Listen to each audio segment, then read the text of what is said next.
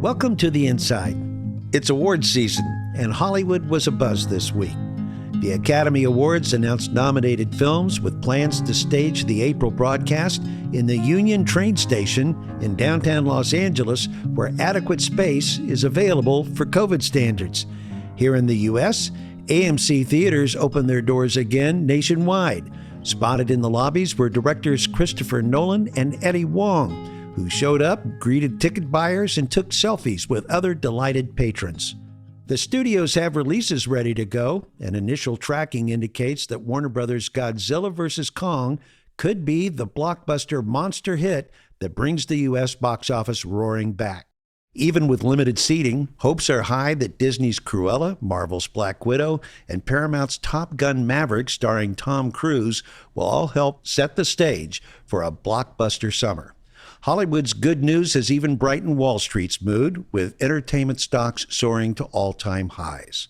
So the movie industry is beginning to reveal its script for an industry comeback story. And while we are still watching the first act, it reads like an action-adventure thriller with hopefully a happy ending.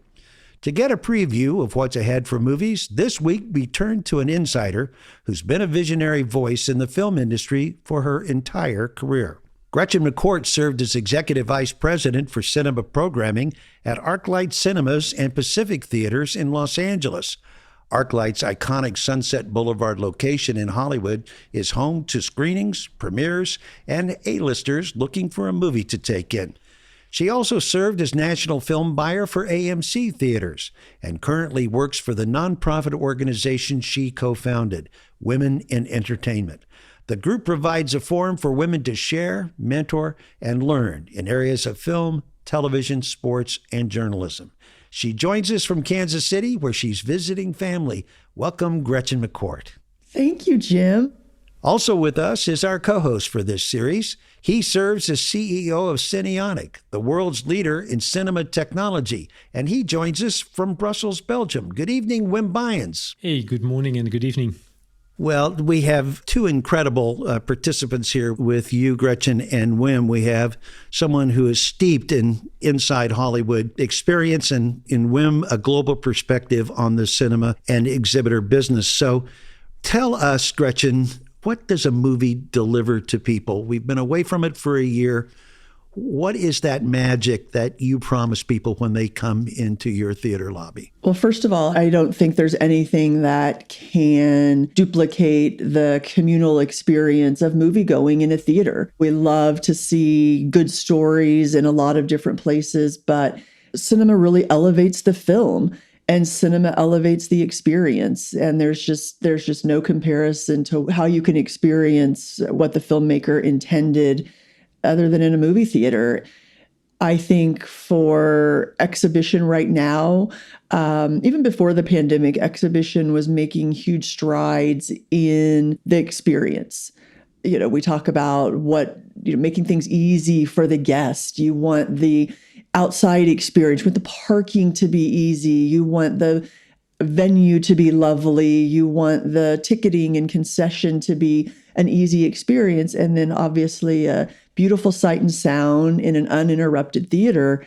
And now that's even more important. I think that's going to be elevated as a responsibility for the exhibitor with safety and health layered on top of that. It's the only place I still put my phone and turn it off. Yeah, no phones. And at ArcLight, we always said the only place you don't get advertising is ArcLight and church. Right. But, just that pure escapism, it's really difficult to get it. Mm-hmm. When your customers are thinking about a social experience, how do they evaluate where to spend their money and what to do with their time when they leave the house? Where does movies rank? Is it we'll go out to dinner or we'll go to the mall? What the surveys and the polling that we did, it was usually second, going out to eat. That was done most often. And that could include a restaurant or a fast food or a fast casual. And then way down the list was, you're spending time at a concert or a museum or a sporting event. I mean, those are, huge, huge price points for people to take on. So, going to a sporting event once or twice a year, or going to a concert once or twice a year versus an average moviegoer of once a month. And then whether it's a restaurant or fast casual, multiple times a week. Gretchen, I'm amazed at how often I go to ArcLight, I eat in the dining room before. And I'm not sure I plan on it. It's one of those things that you end up saying, but it's very inviting. And the food's good. The food's good. You can get whatever you want. And when they take your order, they say, what time is your movie? So that you don't have to worry about missing your movie. They're going to get you out and into it.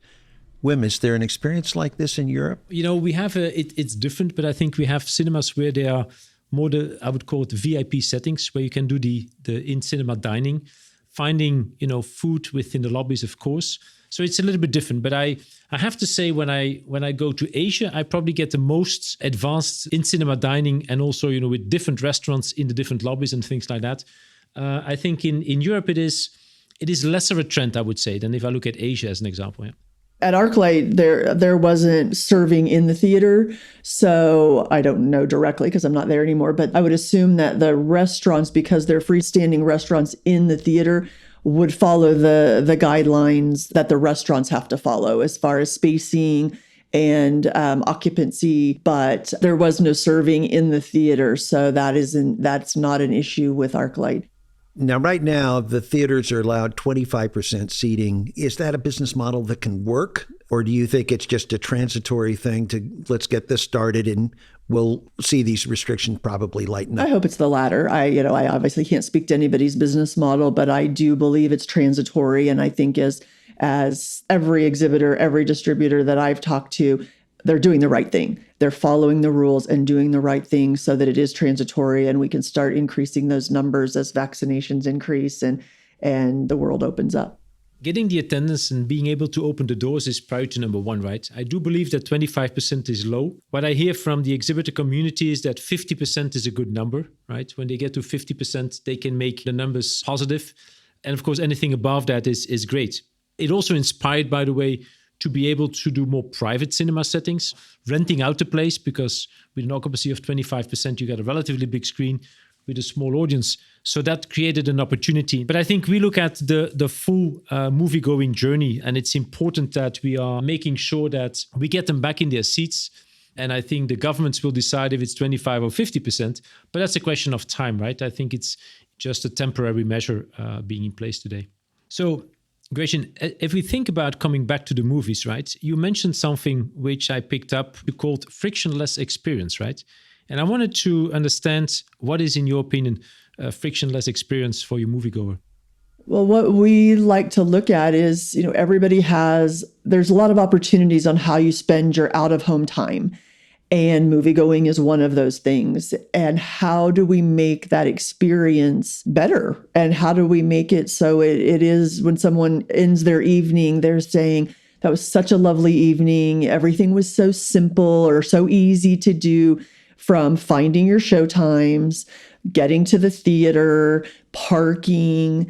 Like we said, health and safety becomes more heightened right now. So you're able to come in with your ticket on your phone. You're able to scan so that you're not, you're not touching and doing as little interaction as you can.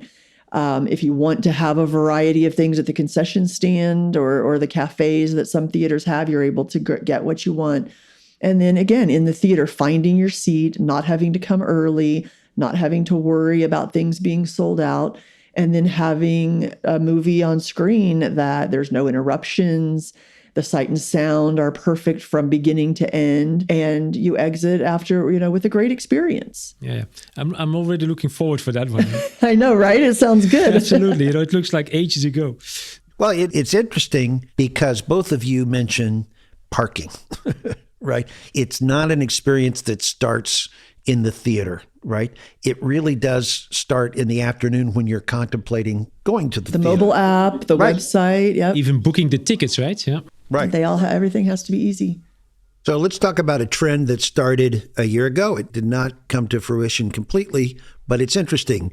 the group got together and created something called Movie Pass, and it allowed fans to subscribe and get an unlimited number of movies to watch for a monthly fee. The finances of it did not pan out for the company that organized it. Gretchen, what did Movie Pass do that you thought, did you think it was a positive idea?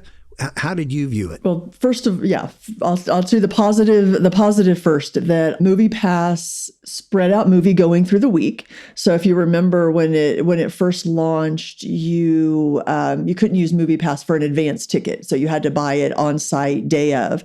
So when big movies were coming out, if there were sellouts, it spread movie going out during the week, which was very positive, especially for theaters that are very busy on the weekends.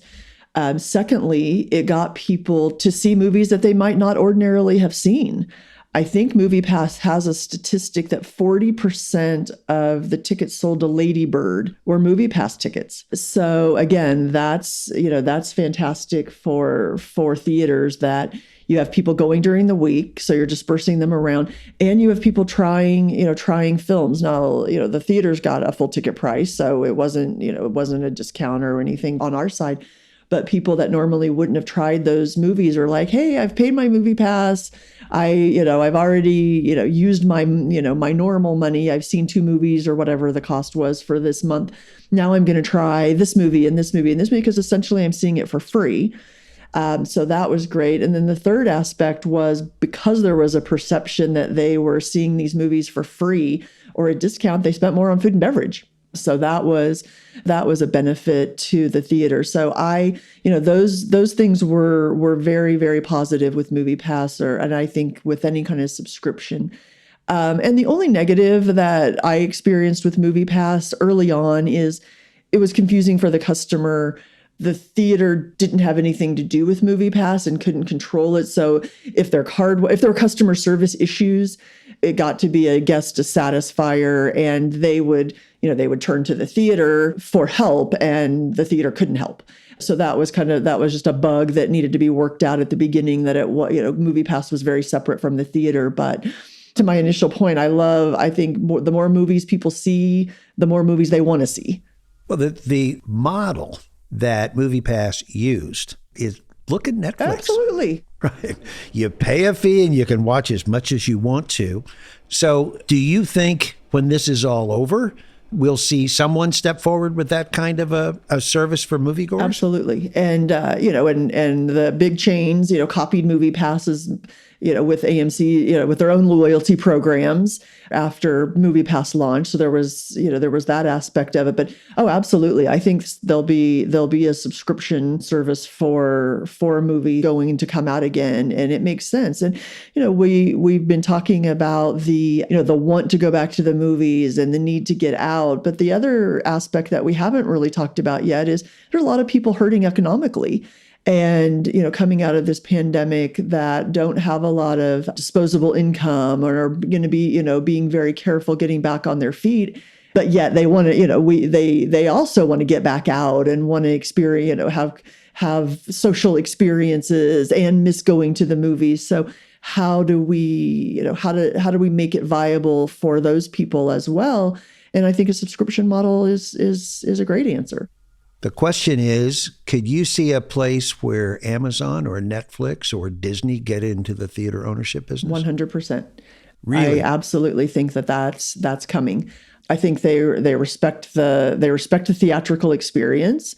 I think they all want, they love awards. We know that.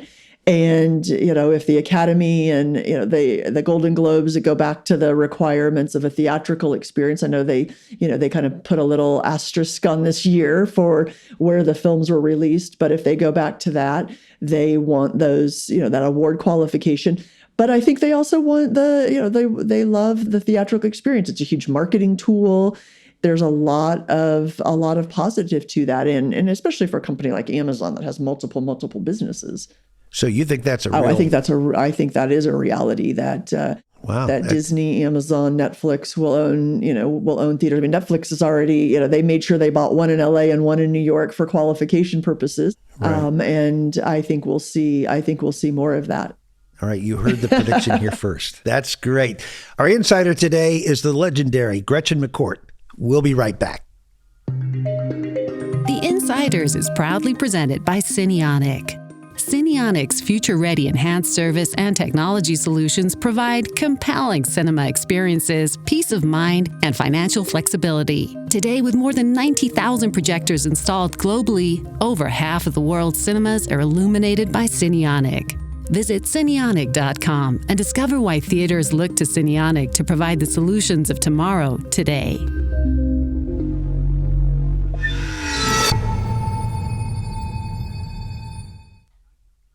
Our guest insider today is Gretchen McCourt. And Gretchen, the question for you at this point is, what movies have you seen this year that you wish you could have seen in a movie theater? Oh, there's a few of those. I wish I could have seen The Trial of the Chicago 7 in movie theaters. That comes to mind first. I love Aaron Sorkin, love the movie, loved all the performances. And I think about it would have been a deeper, more meaningful experience if I would have seen it in a movie theater. I know that. I would have thought about it more. Do you know, can you feel when a movie's you have an instinct that this movie's going to be big? I love the tracking. They're saying Godzilla versus Kong. The kids are going to want to see this as an exhibitor. Do you get a sense of these things? Absolutely. And it's, I always say, well, being a good film buyer, you have to, you can't go on what you like. You have to know what the public's going to like. But you can get a sense of something special. And oh my gosh, I could spend an hour telling stories of different films and that stayed with you. I can still picture myself sitting in a screening room at Fox watching 12 Years a Slave, and that feeling will never leave me, of how I felt watching the movie, how I felt after the movie. There's just films like that. I remember Juno and saying, this film is something special and it's going to be a hit. So when you walk out that door with that feeling, you say, I want this in my theaters. I want to make sure that there are plenty of screens. Right. This deserves to be seen, and I know my patrons are going to want to see it. Absolutely. And you want it to be seen in the right environment. You want it to be seen in, we used to say we want the ArcLight member to have the ArcLight experience for this film. And you want that, the best sight and sound. You want the least distractions, and you want them to be able to enjoy that film.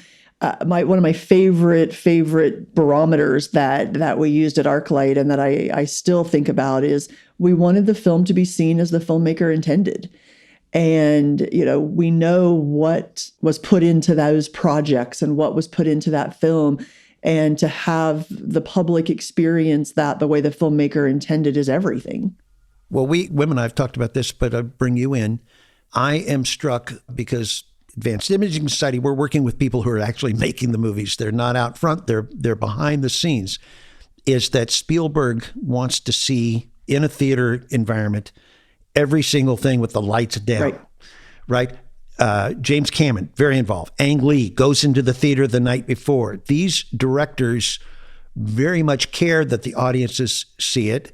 And Wim, I'll bring you in on this, but the two of you, Wim is the tech side, audio visual, laser projection, and then the exhibitor, how this is projected and how this is done is key to meeting the director's intent. Oh, absolutely. I think that the directors they are keen on technology, by the way, because they want to try new things. They want to bring their story to life in the way they'd intended it. And the more that the technology delivery system, which is the audio system, the visual system, and everything around it in the theater can resemble that, the better the experience will be, right? And so in the end, you want to bring the optimal experience there. And these days, we can make it lighter. With laser, we can, make the colors more vivid. We can, in 3D, go up to 9 to 12, whatever foot numbers you want to go. So we have opportunities to bring it up a notch, right, compared to where we were probably 10 years ago when we started with digital in the beginning. And I think that is immersive sound, a similar thing, right? Today with immersive sound, you really bring it up a notch. And so those are the things the passion I think we share on the technology side. and the directors. And that's what we want to make sure comes out when they watch it in a theater.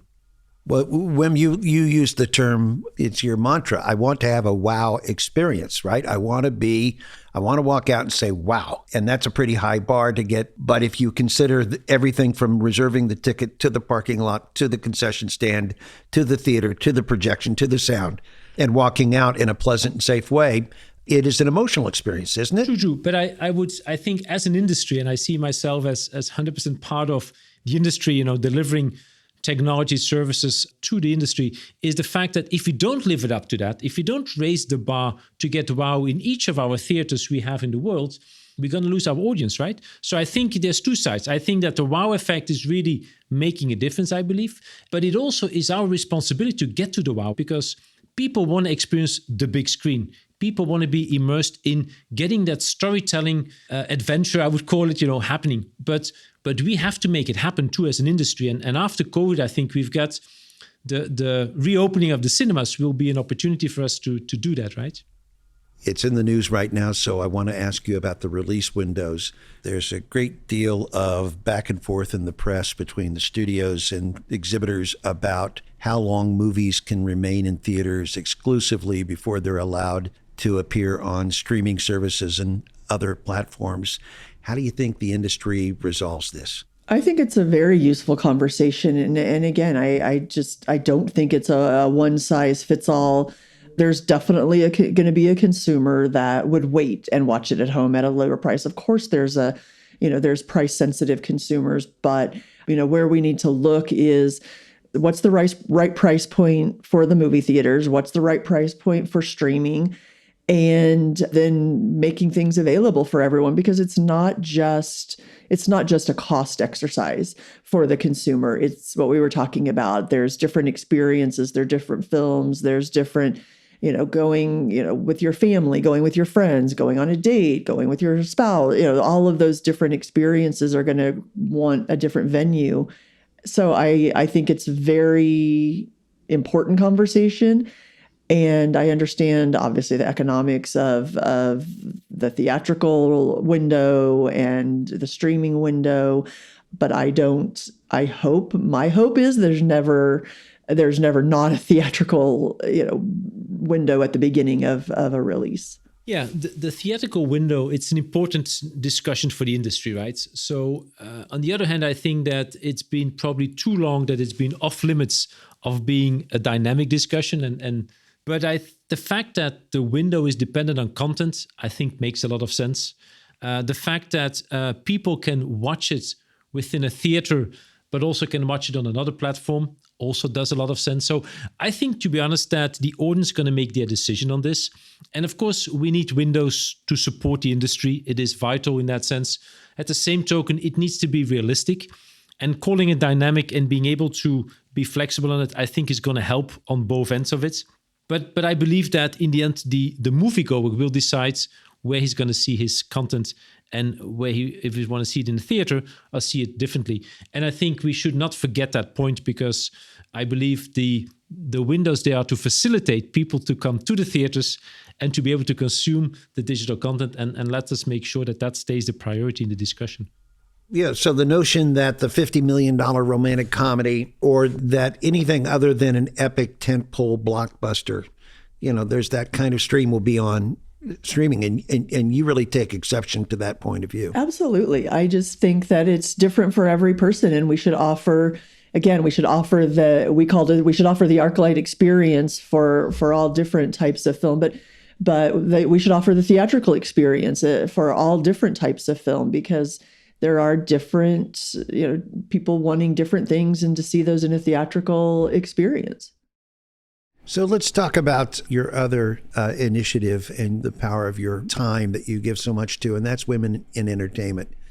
When you delivered your TED Talk in 2016, you spoke about your concerns for your sons getting into college, and you worried about your daughter, when she got out of college, finding a career. Yep. One of the statistics that is so interesting, and it's exactly what fed that comment I made in the TED Talk of girls it's a crazy number. 90% of high school student body presidents are girls. And girls are 55% of students in college right now are girls. And that's why I said, my 3 sons getting in college and going through. And then yet the girls aren't getting jobs. It seems to me that there are well-intentioned people in our industry who do not know what to do. People have said the most awful things about Hollywood. I have found it to be a fantastically accepting and nourishing environment. But what do good-intentioned people need to do? I think the simple statement is ask for help.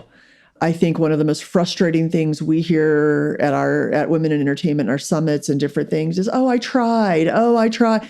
It is, there's so many organizations out there that ask for help. Women in technology, women in animation. There's women in entertainment. I mean, our Rolodex of names and help. We've all read or heard in the last few weeks what Ava DuVernay is doing at Array with creating those lists of a lot of below the line roles that are people for hire. There's so many organizations out there that can help create that room, and it starts with opportunity. And it starts with, we talk about all the time. I mean, diversity is a competitive advantage. The more diverse the executive teams are, the more diverse the writing rooms become, the more diverse the behind the scenes teams become. And that all translates to a wider audience. Well, you seem to be saying even small steps count. The key is to take steps. Absolutely. Just keep pushing forward, making changes. And what's so interesting is supportive men and men who fight for this cause right alongside women are vital, vital, vital. And the more men we have at Women in Entertainment functions, the more men we have on panels. They talk about, diverse crews and diverse writing rooms and diverse executive teams, how much more pleasant the experience is, how much more positive it is. They save money because it's more efficient. And then it builds their Rolodex, like we said. Now, a guy that's hired to be an AD on the next project, he's like, no, I worked with this woman and this woman and this, these people and this people, and start building those teams. And it just, then we start seeing real change. When you started Women in Entertainment 5 years ago, this discussion was seen as vital, important. People were committed to it. This year, it's the one or two most important aspects that the industry's got to get it right. And you look at the reaction to the Golden Globes and some of these other controversies where you just say, I don't see how anyone survives if they do not put diversity and inclusion front and center in what they're talking about. Someone said that Women in Entertainment is a place of action, not accolades. Absolutely. We don't give any awards. We don't, that's not how we get our brands and our sponsorship, is because we're giving someone an award. It's all through action. Our mantra is we want to give tools for your tool belt. And when you said, talk about generous, talk about people who are willing to give their time. We have studio executives that will come in for workshops on pitching, and they'll say, okay, turn off your cell phones, this is a safe space. We're going to give you the nuts and bolts of how to pitch, what to do, how to build teams. It's just such a generous, wonderful community who's willing to give back. But that's really what we want to do, is we want everyone to walk away from our summits, from our workshops, from our dinners, all the different things we do, and say, I learned something that I can put into I can make a real change in myself or my career with what I learned today. You're now working on a project called Pre-Show. It combines new technology with fan base. Tell us about what you're working on. So I'm working on Pre-Show with Stacy Spikes, who Stacy was the original patent holder and CEO of MoviePass, which you mentioned earlier. Exited MoviePass in 2017, I believe, and we started working on Pre-Show a couple of years ago. And what we are, the technology it's an attention-based commodity. So you are The consumer is actually going to get paid for their attention. And you watch a pre-show, which is branded content from brands. And at the end of watching that branded content, you earn something. You earn a movie ticket. You earn an Uber ride. You earn gaming, points to use on your PlayStation or your Nintendo. It is the first time that consumers are really being paid for their attention.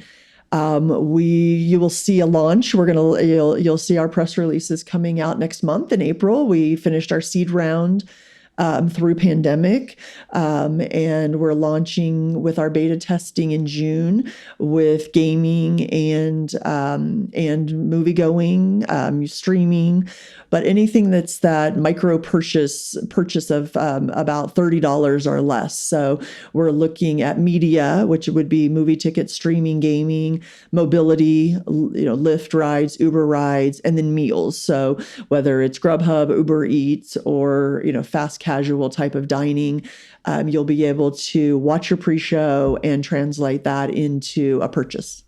Well, if there were an Oscar for best performance by an industry champion for quality and for women, the card in the envelope would have your name on it, Gretchen. Oh, thank you so much. Thank you, guys. This has been pure joy. And thank you, Wim, very much for staying up for us. Thank you, Jim. Thank you, Gretchen. It was great. Thank you. It was good to see you guys. Our quote of the day comes from James Wood. He is the general manager of the El Capitan Theater, Disney's owned and operated cinema in the heart of Hollywood. The LA Times asked him to describe his customers' moods as they returned. He said, "It's joy, pure joy. That is what has come back this week. You just step into a movie house and whatever problems are going on in your life, they just melt away." Join us April 13th when our insider will be Hanno Bassi of Microsoft. Until then, we'll see you at the movies. The Insiders is presented by Cinionic and produced by the Advanced Imaging Society in Hollywood. Our executive producers are Adam Castles in New York and Mike Piltzecker in Los Angeles. Brett Harrison produced today's show, and our technical director is Matthew Bach-Lombardo. This is AIS.